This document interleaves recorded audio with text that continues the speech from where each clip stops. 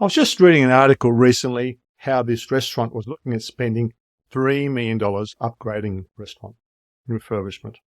Existing restaurant, $3 million. I thought to myself, I said, $3 million, that would have to be turning over something like $250,000 a week or around $41,000 a day. That's a lot of bums on seats every day.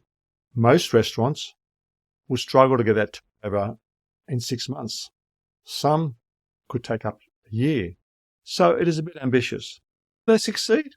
Maybe. In the short term, long-term wise, I'm not sure. That's without taking into account situations where there could be cost overruns, the economy could change, the demographics of the area might change. There could be a situation I've heard once was construction problem where there was a problem with one of the beams, which they happened. Took them 1 year to resolve it with the council. Meanwhile, they were paying rent, and rent on something like this probably be around $15,000, $20,000 a week plus. I'm guessing that sort of is typical for that sort of outlay. Can you imagine of 1 or 2 weeks of disruption, what would it cause profitability? 6 months with no income coming in, that's a lot of money to catch up on the rest of the year, and 2 years and 3 years, again, to justify that $3 million plus over the lifetime of the restaurant. These stories are fairly common. Let's discuss why restaurants fail and what I've seen from hundreds of restaurants over the years seems pretty typical. First thing is that people have got an idea that they want a restaurant, for example, an Italian restaurant in a suburb. They look around various sites, open-minded, which open an Italian restaurant. No real idea of what the demographics is. Is there a demand for an Italian restaurant in the area? Maybe they should consider cuisine, maybe a German restaurant or a Greek restaurant or some other bistro type of restaurant. And even if they stick to Italian restaurant, is what they're creating appealing to the local demographics? Are there more families there? Are there more young couples? Are there older, more affluent clientele? So they adjust accordingly? They say, oh, we'll appeal to everyone. Yes, you may be right. But if you're appealing for high level and your prices are high, your quality is high, it's good. But if you haven't got the people around to support that price range, you could struggle. So they're risking financial investment without ensuring market alignment. Next one is weak concept development. It's creating a restaurant lacking distinctiveness or a clear value proposition. Overemphasis on food and menu, neglecting other critical aspects of the concept, like the ambience, like a situation where you maybe have a high quality meal, but it's poor setup.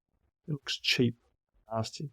Or you've got a lower priced meal menu and you've got spending too much money on the actual concept. So basically, they're missing opportunities. So everything is congruent. Menu, the ambience, fit out, the level of service, your demographics in the area, your chances of success are greatly enhanced. Another one is financial management.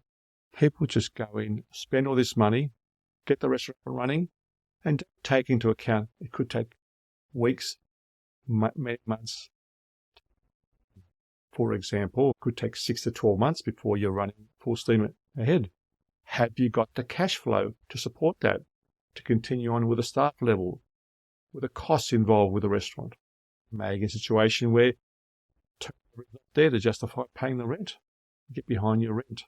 Get behind in paying your suppliers. Cut back on staff. Reduce the service standards. Maintenance. The property deteriorates.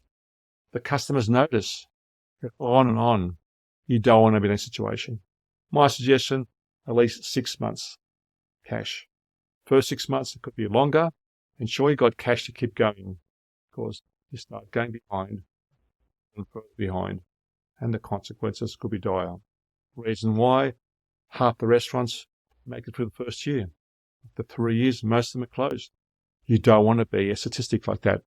Also, picking location. As I said before, people got an idea of opening up a certain type of restaurant in a certain area. They may find it's a great demand in a neighbouring area, so that many don't take that into account. So basically, they're considering location without considering the target market fix. Maybe somewhere they decide to go for a lower rental and could suffer from lack of visibility, accessibility, leading to reduced foot traffic. People don't even know you're there, which will mean you have to spend more money on marketing to put people to where you are. Lack of systems and procedures. It's the absence of standardized procedures for operations, leading to inconsistencies. Things like standard menus, purchase specification, train your staff accordingly. Are you training your staff? Hiring the right people? Are you supporting your staff? Are you encouraging them to have great service? Have small things like Employee of the Month. If you have a big week or big month, big year, maybe some sort of incentive. Maybe send your manager away for a weekend to a nice resort with his family or her family.